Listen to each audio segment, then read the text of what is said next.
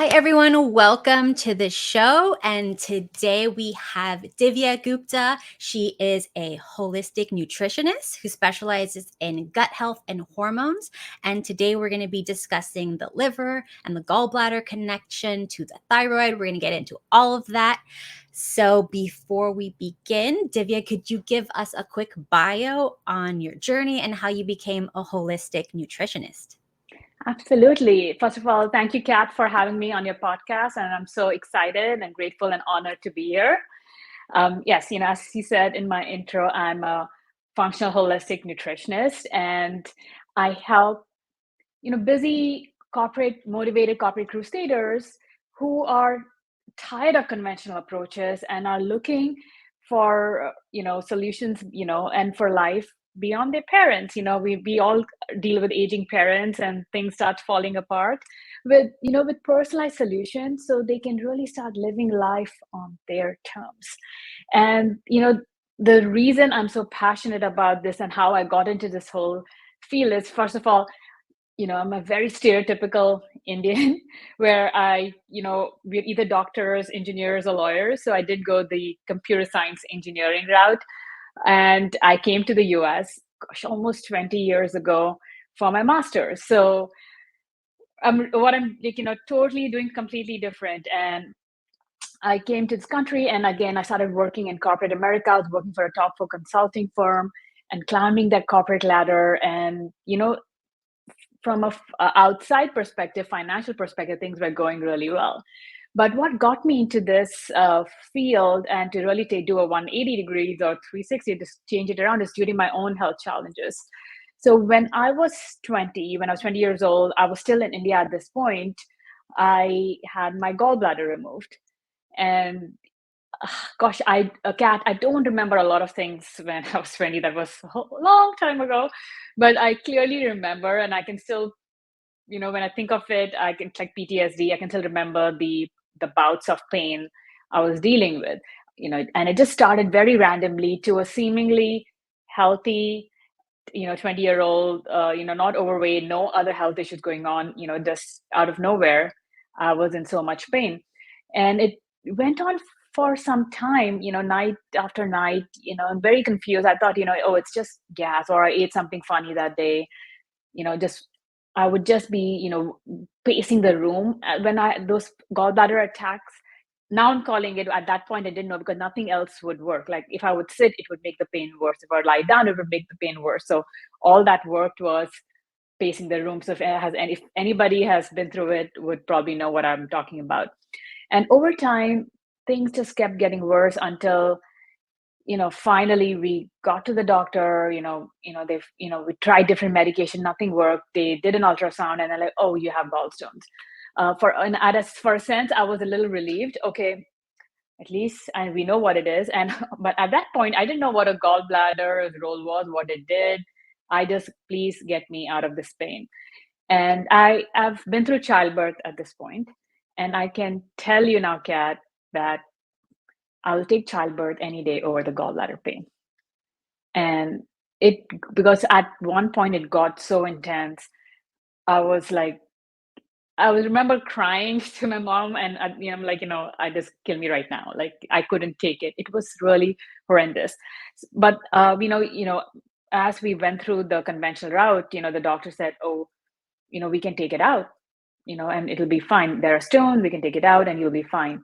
And at that point, that sounded like a great solution, and maybe that was the only solution. Maybe for me, maybe my case was far gone, but we finally got the gallbladder out. And yes, my life eventually after recovery went back to quote unquote normal. And, I was still studying for my engineering, and then I was studying, preparing for coming to the States.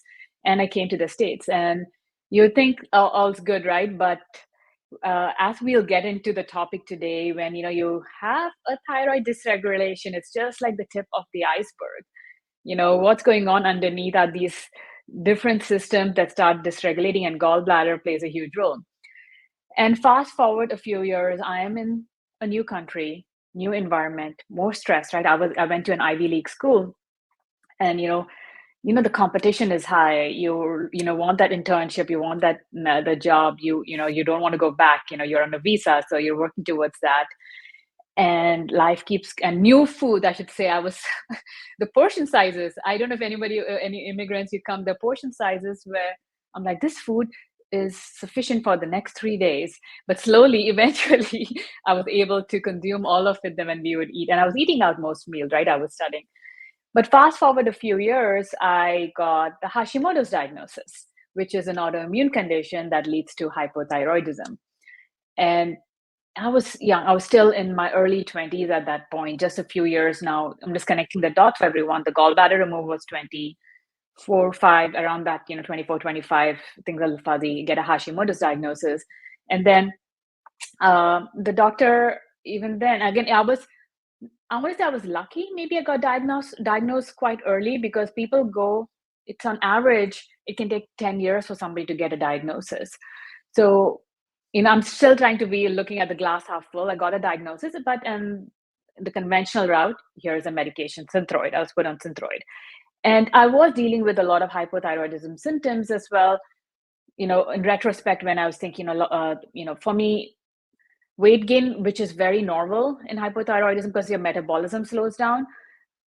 It wasn't one of my top symptoms, but definitely I was 15 pounds heavier than I was now. But since I'm tall, it wasn't like, oh my god, I'm on the heavier side. But my biggest symptoms were muscle pain, aches and pains, and fatigue. A young 20-year-old, I need 10 hours, 12 hours of sleep. I was living in New York City at that point. No matter how much I slept, I still needed more sleep when I got up in the morning. But when you're young, you push through everything. I loved afternoon naps on weekends. If I could get that in, that used to be my, squeeze in. And now I hardly nap. Like, I can't even think about napping in the afternoon. And muscle pain. Your muscles would just ache. It would just be like, my boyfriend at the time, I'm like, just press my legs. So those are my big symptoms, which the medication did help. But the doctor never really educated, talked about, okay, what's going on, why did this happen, okay, what else could be linked to your thyroid, how should your diet change, how should the lifestyle change. And for me, my biggest aha, or what really was like, okay, I need to do something more, was around the time I got my Hashimoto's diagnosis. My mom, who was going through a similar journey, like, she had a gallbladder removed, but she never had any pain. They had stone, they just took it out. She had Hashimoto's, and then she got rheumatoid arthritis diagnosis. And Kat, I'm sure you and I know, once you get one autoimmune condition, you're 3 times likely to get another one. I didn't know that stat at that point, but I knew that if I did not change anything, if I did not change my lifestyle or really did something, I was following her footsteps, and that's something I did not want to follow her. I her rheumatoid arthritis is painful, guys, and I saw her up front, like, being in so much pain, had to be in so much steroids to manage the pain. It's just her life just changed. She couldn't do the things she loved, or even her daily chores were painful. So that's what was like, okay, Divya, we need to change. I need to take things into my own hands, because this ain't looking good. And I may get there where my mom is much sooner if I don't make any changes. And this was what, 16, 17 years ago. I did not know what to Google gut health. Nobody was talking about gut health, or the connection between gluten and the thyroid, Hashimoto's. But I was like, okay, I know diet is something in my control. So let me start working on the diet aspect. And I was working for a top 4 consulting firm at that point. So I was traveling a lot. So I was eating out most meals. There's a lot of coffee. I didn't really know how much coffee I needed to keep going. That afternoon coffee run, like morning, with sugar and cream, everything. So I started, okay, making changes to a diet. I removed gluten and dairy for a week. And I was like, for the first time, that's when the awareness came in, Kat, that I was bloated. We just become so, we just get used to feeling a certain way, and that becomes our normal. I did not, like, I don't have like the midsection a little, like, it was just bloating, and these 2 foods alone for a week made a huge difference. And it sounds too good to be true, but it was. I'm like, okay, that's what. Even then, I did not remove it completely from my diet. I was like, okay, I want to experiment more. So I started making slow and steady, consistent changes with my diet, lifestyle. I started really researching when I was traveling. Okay, what am I going to eat? What are some healthier places? Where is the closest Whole Foods I could go to get some of my healthy. So it was these little changes started making, and it made a profound change. It impacted my health. Even some of the extra weight came off. I did run a marathon a few years later. I had the energy to do that.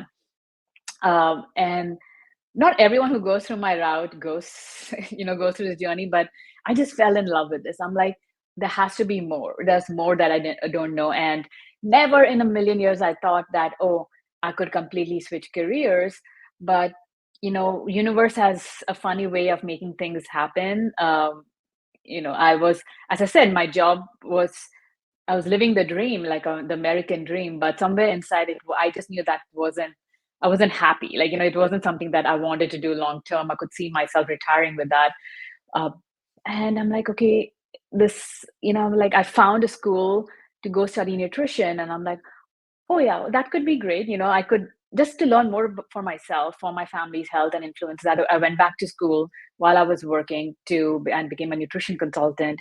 And then people would automatically come to, hey, what are you doing? Can you help me? And started, working with clients one-on-one more on the side. And slowly I just got so much more joy out of this work as, you impact somebody's life. It's not just their life, it's their family and the generations to come gets influenced. And I just knew I just couldn't look back. So a few years ago, I quit my Silicon. I live in San Jose, California now. I quit my Silicon Valley job and fully dove into my nutritionist practice. Again, adding more functional tools with functional testing, like for gut healing, hormone testing that I added to really build the bespoke protocols and get those transformation results that I experienced it, my family experienced it, and I want to share that. So long-winded answer how I got here. That's been my journey. That is so amazing because I've heard so many stories like this, but they don't always end with a health journey.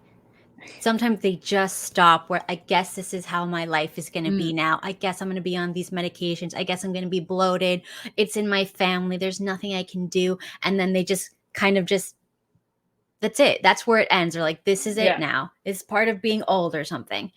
And yeah. I, like you, went on a Mm, similar thing. I was like, this is mm, not normal. The doctors will just mask symptoms or they'll mm, cut things out. It's like, you don't just cut things out. You find what's going on and you stop doing that. It's right. it's like there's always a cause and it's not genetic. Maybe like everybody in your family is exposed to the same thing or they have the Mm, same diet. It's multifactorial. But what I love is when people go, you know what? This is not normal. I'm not going to listen to. I know you have a doctor, whatever degree, mm. and you're supposed to be the authority, but this is not enough. I want to actually feel better and heal, not just manage symptoms. And that No, is where people need to go. no, I absolutely, because I don't have my blood work from when I had my gallbladder removed, Cat. And I wish I have it to somebody. If somebody had dug in deeper, okay, what's going on? Because nothing in your body works on its own or in isolation. So, let's just take it out. And as I said, I like, doctors, not that they're bad people or they don't want to help, but they are just are they learned or they trained in a system and the insurance system. They're not taught to think that way. Again, not everyone, just giving some benefit of the doubt, but I would like, maybe if somebody had dug in, they could have seen there's some thyroid dysregulation going on, and maybe I would not have reached Hashimoto's or, on thyroid, who knows. But yeah, you're right, for everyone to not take that, okay, this is life. As we get older, things are going to fall apart, and that's normal. That is not normal. And that's my goal for my life, to do the things I love for as long as I live and not let age be defining. Things may slow down or change, but we have a lot more in our control than we think. Yes. So let's start with Mhm, the thyroid. We're going to go to mhm, all these organs. We're going to start with the thyroid. What mhm. is it? What functions does it do in the body? Great. So I know we've been talking about the thyroid. No, that's great baseline for everyone to start with. So Your thyroid is a butterfly-shaped organ that sits at the base of your neck. So right, if you're watching the video, you see I'm pointing to it. And it is our master gland. It is a workhorse. It plays a role in every every function in your body, whether it's your metabolism, whether it's your immune system, your fertility, digestion, motility, your body temperature. It has a role in every damn organ in your body. Every damn cell has a receptor for your thyroid hormone. And I think it's so underappreciated compared to some of the other organs like your lung or your heart or your brain takes over. But it really does, this tiny organ does a lot more. And the way it functions is it produces these two hormones, T4, which is the inactive hormone. That's important. That's inactive hormone. And T3 is an active hormone. It also produces in small quantities T1 and T2 in our body, but these are the two main hormones that you would hear a lot more about. And T4, as I said, is inactive. So your body cannot do anything with it. So, but our body converts T4, which the 4 does indicate the 4 iodine molecules that it has. To convert it into 3, it needs to remove one of the iodine and makes it into the active form. And that's what can get absorbed in our cells. And the body does that is because that conversion happens in the liver. We'll get into that. That's why how these organs are interconnected. It also happens in the gut and some of it in the thyroid too. So, and I'm talking about T4. I didn't talk about one is the TSH, which is what a lot of people might be familiar with in their blood work if they have it, which is a thyroid stimulating hormone, which is actually not even a thyroid hormone. It's the signal from your pituitary gland to your thyroid, hey, produce a thyroid hormone. That's just one part of the story. So that's what everyone, if you have your blood work, pull it out. So that's just one piece that typically in conventional system, that's the only test that's run. And that's the only determinant they use to see where you are to either figure out if you have hypothyroidism, where you are, and get on medication. Again, the ranges are wide. We can get into it, but so that's TSH, T4, T3. Again, there is reverse T3 and the antibodies if you want to get a full panel. But just so you know, for your body to work, we need the thyroid hormone, because what T3 helps is to get the oxygen into the cell. So as we all know, we need oxygen to live, and nutrition and oxygen, all these raw materials need to get into a cell. That's where energy is made. So we need the thyroid hormone for our cells to produce energy. And that's, you can see how it's linked, why people who have thyroid issues, or one of my symptoms was fatigue. I'm tired, my cells are not making the energy, the thyroid hormone was not available.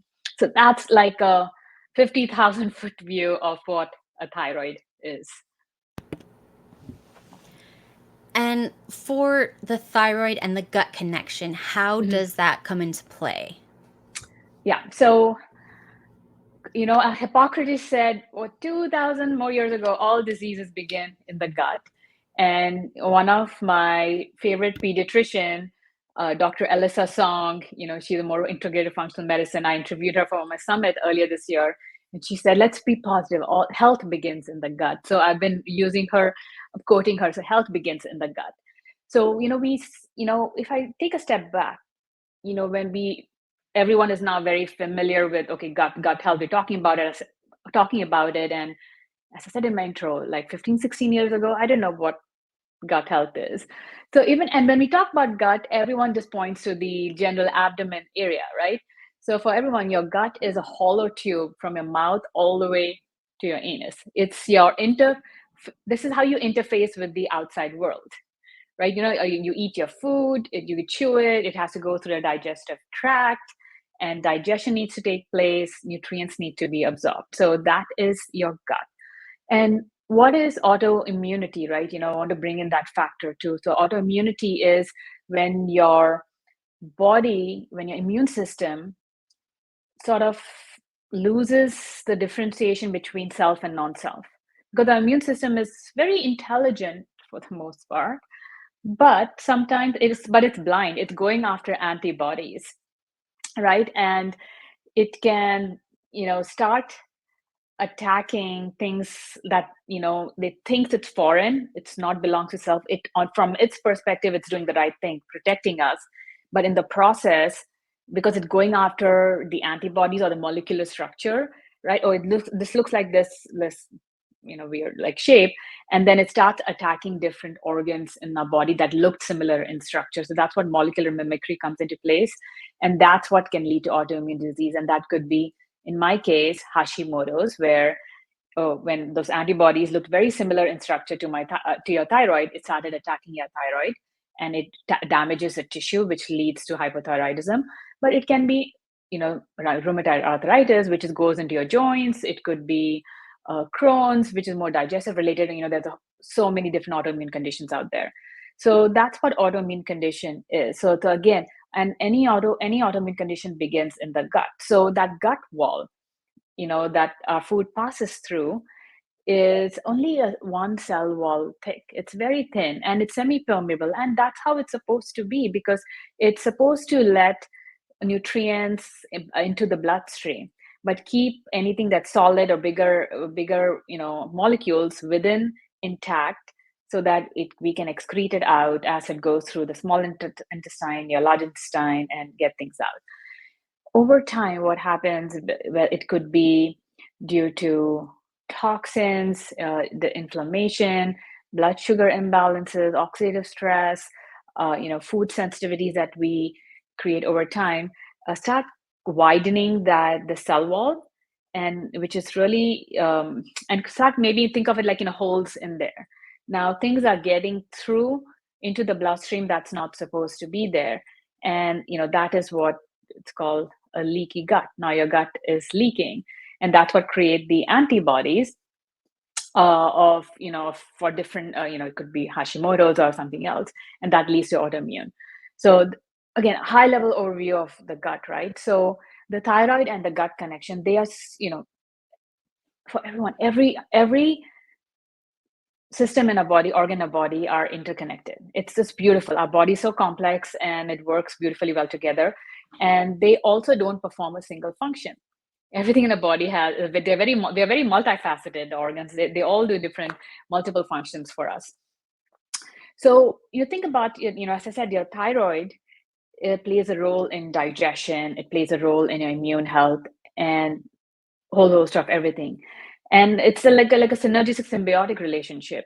So your thyroid hormone can also control the motility, how soon or fast the food is moving through your digestive system. So uh, again, a lot of thyroid, if you're dealing with thyroid symptoms, deal with constipation, because your thyroid hormone can influence how your gut performs, or it could be vice versa too, right? You have gut issues that's causing Hashimoto's, and that can influence how well your thyroid hormone are functioning.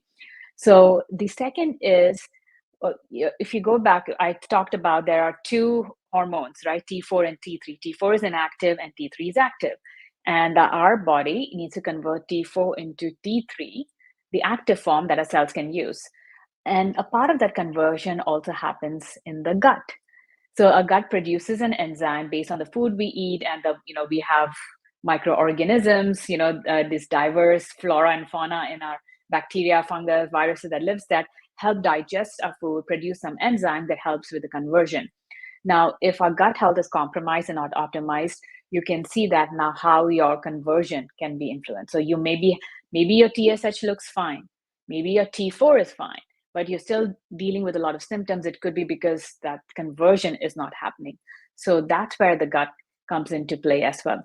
The other is, for our thyroid to function, we need a lot of micronutrients, iodine being one, zinc, selenium, vitamin A, B, and a whole host of other nutrients. So, and for that, we need our gut to be, digestion to be, being able to break down the food. First of all, eating a healthy diet where it has all these nutrients, then our digestive system have the right enzyme to break it down so we can absorb all these nutrients that we need for our thyroid. So now if our gut health is compromised, whether it's because of low thyroid hormone or the sluggish hormone, constipation, now you're not absorbing enough of the nutrients that your thyroid needs to function. So now that how gut can came into play. And so when we have, and going back to like constipation is such a big symptom, is the other way it influences the thyroid health is it can increase something called thyroid binding globulin, like TBG, which this protein can bind to the thyroid hormone in your blood. So then your body, you don't have enough of the free thyroid hormone available in your body to use. So it can again impair that. So again, there is so many. I'm sure there's a lot more, and as I said, the system is so intricate. But these are the different ways your thyroid and your gut are connected. What are some ways that you help people optimize their gut Mhm. health? Mhm. Yes, that's where everyone, no matter what's going on with any symptoms, we, as I said, health begins in the gut, and that is one area. I'm sure, Kat, you focus on as well, and I focus. We need to look at your gut health. What's going on in your microbiome, your personal situation.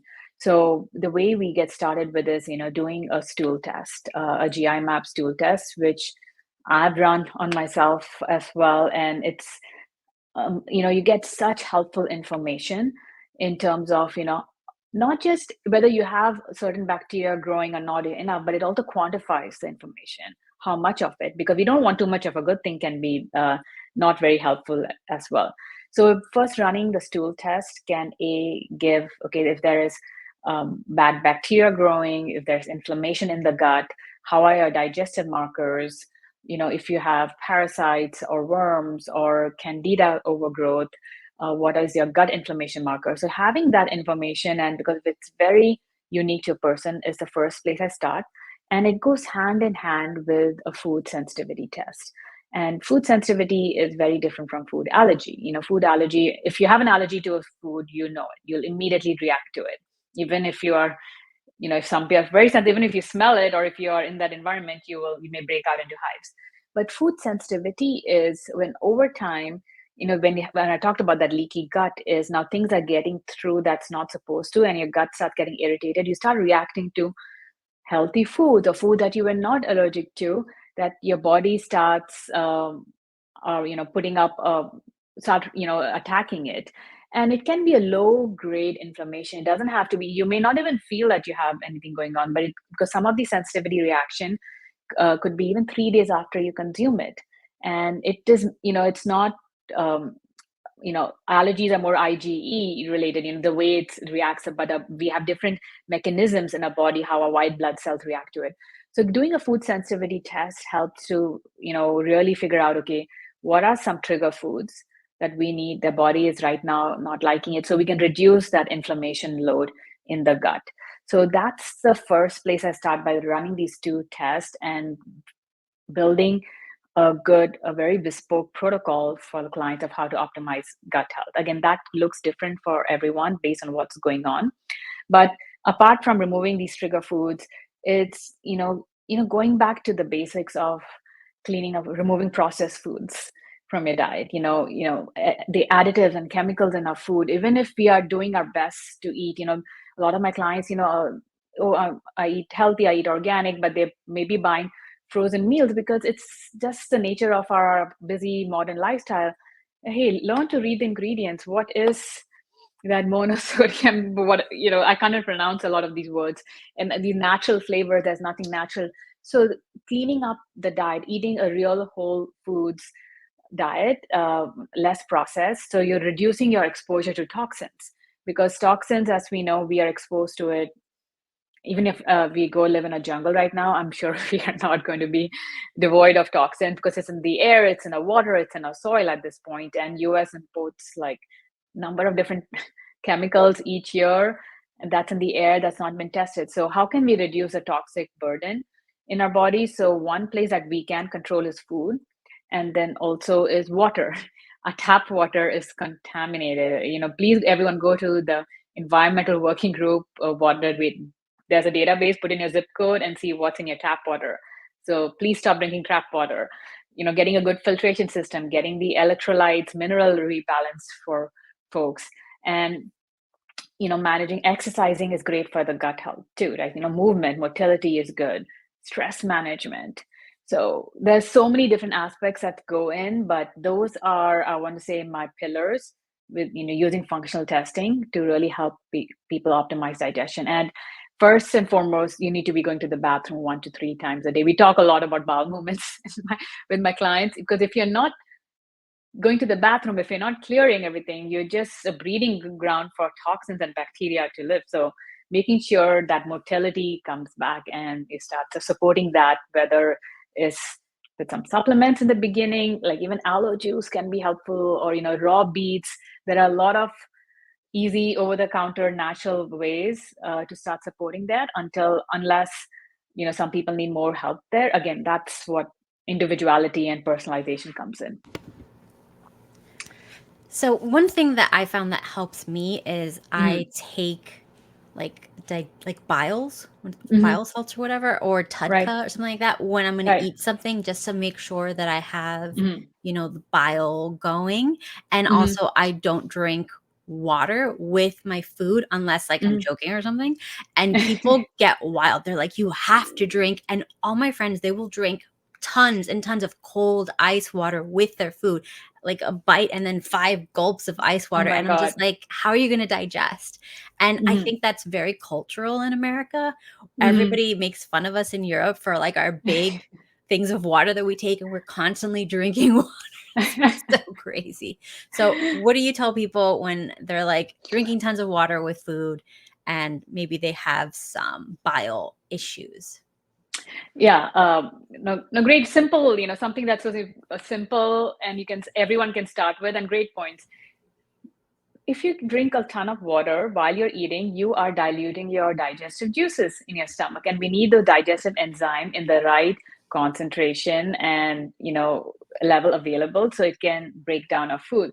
So yes, please, like I agree with Kat 100%. Stop drinking water with your meals. You can have some before your meal, have a glass if you want, maybe 15-20 minutes before. And during the meal, if somebody needs to have a sip or two, it's fine, but not that, yes, you said, one bite and five, like you're taking gulp of water. And even after you're done eating, ideally wait for 30 minutes before you drink some water. And so the question, if somebody's like feels a need to drink water, is to question what's going on. A lot of people deal with some burn or acidity, and they might just be drinking water to solve that. So it always makes me question their upper gastric health. And the other is, it's funny you brought up this ice water. Gosh, the ice, it's cold, and then in a restaurant they add ice on top of it. Our body is 98.4 degrees Celsius. So, if you eat drinking room temperature water will actually quench your thirst much faster than drinking ice water. In the summer days, it's, good to get a cool drink once in a while, but, going with ice water. And the other piece from digestion and for good for gut health, very simple, want to blow your mind, is chewing your food. Chew, please, guys. I'm guilty of it too. We are in a go, go, go, like eat 10 minutes before the next meeting, but definitely making sure we're chewing, masticating our food in the mouth so our stomach has to do less is what I would recommend. And yeah, second question was around bile. And is glad you're taking, can we get into what bile and the gallbladder? Because Yes, yes, someone, please. because that will help connect the discussion. So as I said earlier on in my intro, is I don't have a gallbladder. So what is the role of a gallbladder, which I didn't know as a 20-year-old. Now, definitely, I'm like, that's one of my topics that is near and dear to me. So your gallbladder is like a small pear-shaped organ that sits right below your liver, which is on your right side and the abdomen, right below your breast. And what the gallbladder does, it stores bile. Bile is produced by your liver, and then once it produces it, it stores it in there in the gallbladder to be used when we need. So, and when it's getting stored there, the gallbladder helps to get the bile in the right concentration, and it's available in the right quantity. So when we eat a meal that contains sufficient amount of fats, hopefully everyone, even if you're having a snack, you're having a protein, fat, and carb snack, right? You have a fat, your body is now ready to squeeze out Your gallbladder squeeze out the bile into the small intestine, so that will aid in digestion, breaking down the fatty acids in your fatty meal. So it can help break that down. So think of bile plays a ton of role, but it's like the soap, right? That helps break down the grease. So it really helps break down the fatty food so we can digest the fat. So what are the fat soluble vitamins? A, D, E, and K. So we need sufficient bile in the right concentration to do that. And bile also is, as I said, it's produced in the liver, and one of its raw material is cholesterol. It uses cholesterol to create the bile, and again, it uses other raw materials too. There's bile salts, there's lecithin, and few other raw materials that a liver uses to make bile and then stores it. So, there is a connection, very intricate relationship between your thyroid, liver, and gallbladder. So, yeah, thyroid hormone plays a role in every organ, right? It needs to produce energy. Energy is something that we can feel throughout the day, but even our organs need energy. So when a gallbladder needs to squeeze out the bile into the small intestine, it needs to have sufficient energy to do that. So because there are cells in your gallbladder which has receptor for your thyroid gland to squeeze it out. So if your thyroid hormone is low, or you're not doing the conversion sufficiently, your gallbladder will not be able to squeeze out the bile. And then what's going to happen? Your bile is going to back up, get sludgy, and that will eventually lead to stones. And because 90% of the stones that you'll find when the ultrasound are cholesterol based stones as well. So you can see how one thing is connected to the other. And as we said, Kathy said you take bile salt or tatka, which really helps to ensure there is a good bile flow. It thins it out and make sure that there's enough bile present when we need to break it down. And someone like me who does not have a gallbladder, yes, my liver is producing bile, but that I don't have a storage mechanism anymore. So it trickles into the small intestine as it's producing it. It's not even the right concentration. So I do take bile salts and tatka when I eat my meal to help digest it, because number one, it plays a role in digesting your fatty meals to get those fat soluble vitamins. Because how many of us are low in vitamin D? And no matter how many keep taking 10,000 units, 5,000 units, you're still low in vitamin D, because we need sufficient bile for your body to metabolize and absorb it. And we need vitamin K, right? We need vitamin E, which is a powerful antioxidant. Vitamin A, we need it for the health of our eyes. As you said earlier on, Kat, like as we get older, things start falling apart. You wonder why. How are we absorbing it? But bile also is a great it helps to clear out toxins. Again, everything is multifaceted in the body. So it helps to kill, any microorganisms in our body. It helps to get rid of it too. And it also helps to get rid of excess estrogen or excess hormones that we don't need. It binds to that and we get rid of it through our bowel movement. So bile, and then our body also recirculates by reuses some of the bile that the liver is not always producing brand new. It takes in what we don't use and recycles it. So bile is so important, and that's something, again, going back to gut health and helping optimize is, again, supporting the liver and gallbladder health and bile flow for sufficient digestion, clearing of the toxins, and absorbing of the nutrients. So, what are your thoughts on gluten in general? Do you think like everybody should avoid gluten, or only if you have thyroid or Hashimoto's issues? It's a great question, and some. So, okay, for everyone, gluten has become in the news, like that it's problematic. It causes a lot of inflammation. Because, well, what is gluten? Gluten is the protein in our, wheat, rye, barley, right? In these grain, it's the gliadin, which gives it the sponginess, that texture that we all love. But what's happened over the last 50, 100 years is the hybridization of the crops. So because of the GMOs, because since World War II, right, there are more people to feed faster and transferring, they started hybridizing the wheat. And what that did is it's changed the protein structure of the molecular structure of this protein gliadin, where when we eat it, our body has not evolved to that degree. So it does not know, how do I digest this? How do I break it down? And then for even though it's the bread that even our ancestors or grandmothers have eaten for number of years, but now the molecular structure is different, and our body does not know how to digest it. And then because our immune system is like, oh, it's not supposed to be there, it starts reacting, and that causes inflammation. So that is why, gluten has become such a big, in the functional medicine space, in our holistic nutrition, hey, we need to get this out, because inflammation is the root of all disease, and this is one of the low hanging fruits that we can take out gluten. So the next, area is, for somebody who has a thyroid dysregulation or Hashimoto's, this, gluten is the number one food you want to take out because of that molecular mimicry. The gluten gliadin molecular structure is very similar to our thyroid tissues.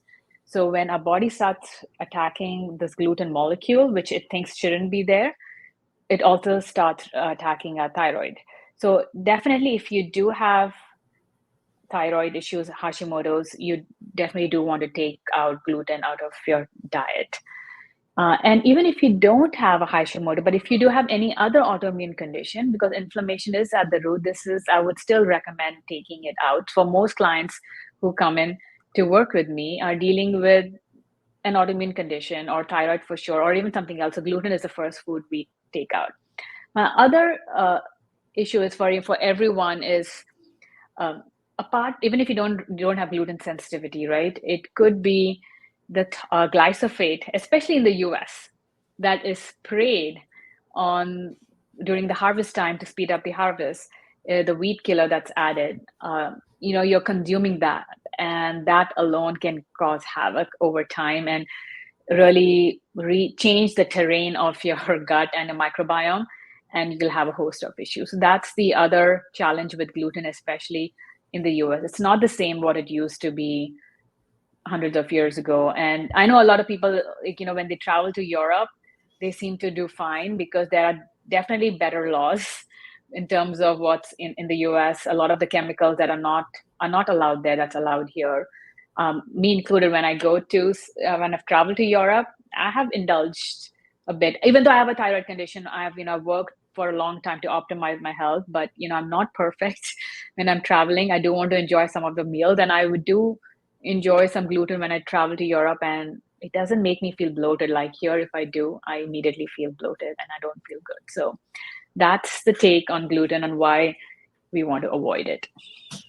Yeah, I feel like it's for those who are not like gluten intolerant or have celiac or whatever. Mm-hmm. I think it's the glyphosate. I think it's the hybridization, and most importantly, the storage in the silos, because the mold content is so intense that you have a hazmat suit just to go in there to clean out the Wow. silos after it's processed. So can you imagine what it's like for us to eat that? Gosh. And it's, I see kids these days dealing with a lot of eczema, skin issues, falling sick, and it's so hard. And they're eating pizzas and bread, and it's hard. I have a son. We are at home. We are gluten free, but when we go out, it's so hard. And I Yes. just picture those, as you said, the mold and the toxins that come with it that you're consuming. But it's Yeah. okay. You don't have to be perfect. But that's why, working on the whole system to making sure your body's able to process it. Even if you consume it, as long as we need to be able to get rid of it, and supporting that. Yeah, and I heard that you need to do sauna at least 2 to 3 times a day just to deal with the toxins in our environment, period. I don't know. I would love to. I don't have my own sauna. And one day, that's a goal. Not to add an ADU or more furniture. I want to get a sauna built into my house someday down the road. That would be Yes, good. Infrared sauna in definitely. I have a um, portable one, but someday the real one. the real one. So, let's see. Okay. What are some ways that we can support the liver and help with the gallbladder at the same time? Like, what Mhm. can we do in our day to day? Yeah. So again, my story again, as I said, started with the gallbladder, and now we know the connection. How we, again, how the thyroid, liver, and gallbladder are connected. So that's why when anybody have a thyroid dysregulation, and just everyone, I want you to picture the iceberg, the tip of the iceberg. The thyroid is making the sound. But what you don't see underneath is a dysregulation in your liver health, your gallbladder, your adrenals, your gut health that's leading to your thyroid issue. So for anyone who works with me, or even if you work with other practitioners, we need to ensure that we are supporting these glands, because your thyroid hormone directly also influences your cholesterol production as well in the liver. And your liver does so much. So another one of the hardest working organ, right? Everyone thinks it's a detox organ. It filters blood, yes, and it metabolizes all your hormones. Your vitamin D is metabolized there. It stores your excess glucose. It converts T4 to T3, the active and inactive thyroid hormone to active thyroid hormone. Again, another 300, 400 different functions that it does. So supporting your liver health creates bile is so important for your overall function. So the way you can support your liver health is, again, I'll break it down in three, nutrition, some supplements, and lifestyle, because I wish there was a magic pill. There never is. So, but when it comes to, we'll start with supplements here, because we already touched on TUTCA and bile salts earlier, Kat. So those are some great digestive and enzymes to add. Like if you have a gallbladder, for sure you can add it, but if you don't, absolutely you should be on some sort of ox bile salts, some digestive bitters or digestive enzymes to support the digestive process. It's like supporting that, because we all need some support there. And the other simple way is apple cider vinegar before a meal. You want to drink water, add some apple cider vinegar before your meal. Again, that helps to get the digestion process going.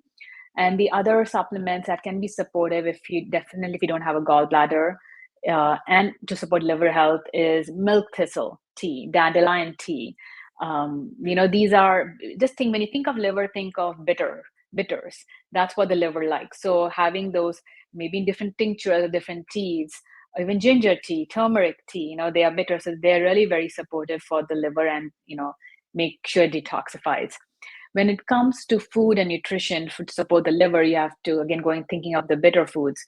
So arugula, endives. There's an Indian vegetable, we call it bitter melon. Even if you go to Asian markets, you get it. In Hindi, it's called Karela. Though it's really bitter. It's not. It's an acquired taste. We absolutely love it in our household. Adding that, and cruciferous vegetables, your cauliflower, broccoli, cabbage, Brussels sprouts, at least 2-3 times a week for sure, is something you can be very supportive for the liver, along with beetroot. Beetroot can also help with bile support as well. So beetroot, cinnamon, turmeric, grapefruits, if you're not on a statin, which again is high cholesterol. A lot of people with thyroid issue have high cholesterol because your thyroid influences your cholesterol production. You can see how that's connected to artichokes. These are like, again, whole foods that you can start incorporating into your diet, and just ask when you're creating your meal plan, hey, where am I getting these foods to support my liver in? And one of my most popular, and everyone that I talk to that I do it, is starting your day with hot water and lemon. It's an ancient Ayurvedic practice. And drinking water, hydration first thing you wake up, please, before your coffee, yes, but it also helps to support your liver, detoxifying, and just getting rid of the toxins first. So that's something I've been doing for almost close to a decade now. That's how I start my every morning. I even travel with lemons just in case, when I just make sure before I go can buy that. And the other, from a lifestyle aspect, is to liver is where it processes the toxins, right? It helps to eliminate. So how can we support that? Is to reduce our exposure as much as possible. So the air we breathe, it's hard, but in your environment, can you have a good air filter in? We talked about tap water. That's another, our body 60%, 70% water. So filtering your drinking water for sure. And slowly, if you can even build to your showering, not your whole house doesn't have to be filtered, but maybe your shower or your bath water, filter it, because our skin is our largest organ. We absorb anything we put on it, and water is part of it. You can change that. The other is eating organic as much as possible. I know with inflation, it's like crazy, the groceries, when we go to grocery store, it's high, but you want to pay now or in your medical bills down the road, right? So even the Dirty Dozen, the environmental working group, I love that site. It gives a list of the top 12 foods that are very heavily sprayed with glyphosate, weed killer, and it absorbs it, like, your berries, your spinach, your peppers, eating as much as organic so that it reduces the toxin load. And alcohol, reducing it, eliminating it, especially if you're having gallbladder attack issues, for some time for sure. But again, that's a neurotoxin. We all know it. Liver needs to process it. So, so reducing that, and we mentioned sauna. So how can we sweat? Sweating is important. Another way to support the liver is use our skin to sweat out and get rid of toxins. So whether it's through exercise, as long as you're sweating, it can be 15-minute high intensity workout. It doesn't have to be hours in the gym. You can use saunas. Infrared saunas are a great way to support that. And yeah, anyhow, just getting movement in is great. So these are like different ways, from nutrition, supplement, and lifestyle that people can do to start supporting their liver health. So I see a lot of people get, when their progesterone drops, when they get older, they get hypothyroid issues. Do you know Mm. the connection between those? Oh yeah. So our sex hormones are very intricately connected with our thyroid hormones as well. And um, actually the amount of estrogen also helps to influence how well our thyroid hormones are produced, and how are we processing it. So as I said, everything in the body is so intricately linked to each other. And yes, when we get into perimenopause, which can start as early as 40, but by mid 40s we start tiptoeing towards the perimenopause, and it's a very natural phase of life. And the first thing that typically drops is your progesterone, is a hormone that drops. And then their testosterone, their estrogen starts dropping. So all those hormones start tanking slowly until in menopause, where it's completely, not that we don't produce it, but it definitely goes low. And by menopause, so right now, if you're not in menopause, your ovaries are producing these hormones. And by menopause, ovaries shut off, they retire, they're no longer in business, and your adrenals take over for producing the sex hormones for us. But at the same time, our adrenals, as we know, is also produces cortisol, which is an important stress hormone as well. And it's an important hormone, it's not something neat. And our adrenals and our thyroid, um, think of it as both hands that we need to clap to make the sound. When one is not working, the other, you can't clap, right, with one hand. It just plays hand in hand. So especially in the perimenopause, when the adrenals take over and start taking more of a role, and with so much adrenal dysfunction going on, and it could be like high cortisol, blood sugar issues, it can directly, that's when a lot of women start seeing thyroid issues. Is it could be because of this low, as I said, the progesterone, and that can lead to relative estrogen dominance. That has a direct influence on how thyroid hormones are used. But testosterone is low, right? Um, and like thyroid issues are like the canary in the coal mine. We think it's thyroid, and to get medication, but you have to start looking at your sex hormones and where is it going? Where can you support yourself? Again, lifestyle, everything we talked about so far plays a role. And maybe you need, for the right time, right woman, bioidentical hormones to support your thyroid, your adrenal health is super important when it comes to thyroid. So your blood sugar balance also is important, right? And cortisol plays a huge role. So that's why it's such a huge, big topic we can get into. But that's why in perimenopause, menopause, a lot of women deal with thyroid issue, is because the relationship between estrogen and the thyroid and the progesterone and even testosterone with the thyroid hormone.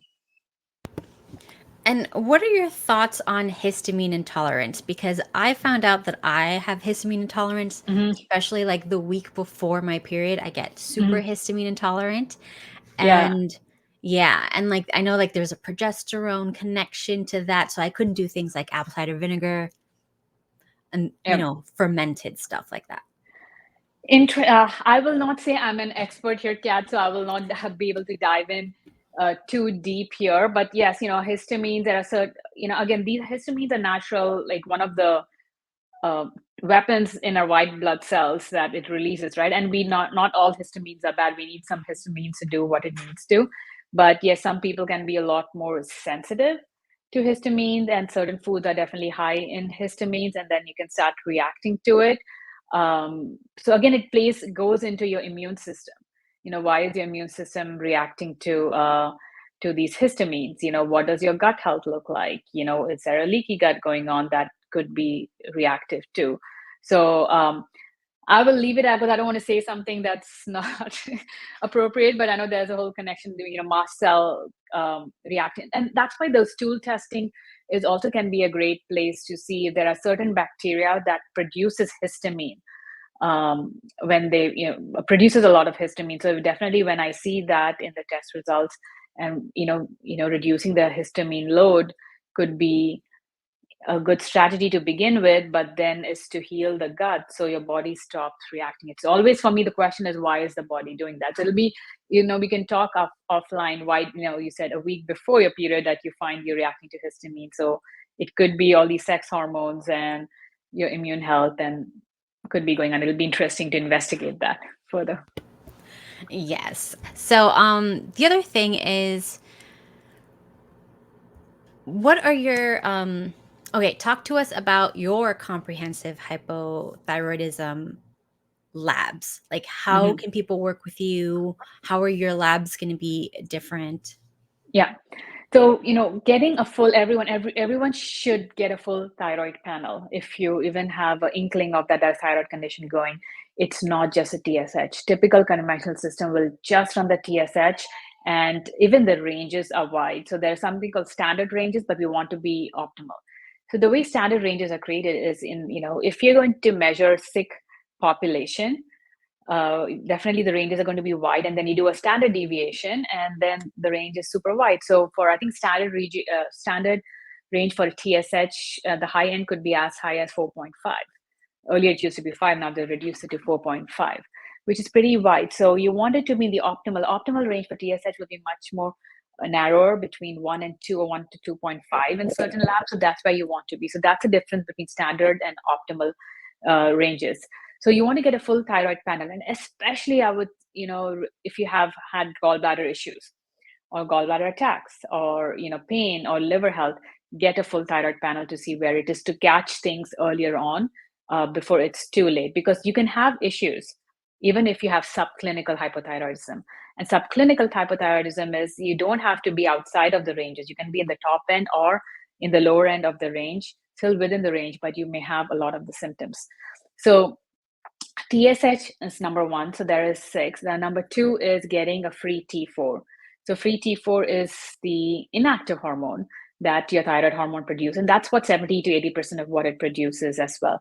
And if you are dealing with hypothyroidism, the medication for the most part you're on is only T4, and the conventional system is assuming that you are converting it into T3. So that's why it's important to get your free T3 tested as well, because T3 is the hormone that your cells can attach to and how energy is produced. So we want to make sure that's T3. And there is a stat, I was talking to another expert in the space where they were saying, I think 98% of us are not very good converters. Only maybe 1 or 2%, even that's maybe, can take the T4 and convert it to T3. So we need to make sure we get our T3, and reverse T3. So the T4 can either get converted to T3 or reverse T3. And again, that could be due to stress, adrenal health, inflammation, your body.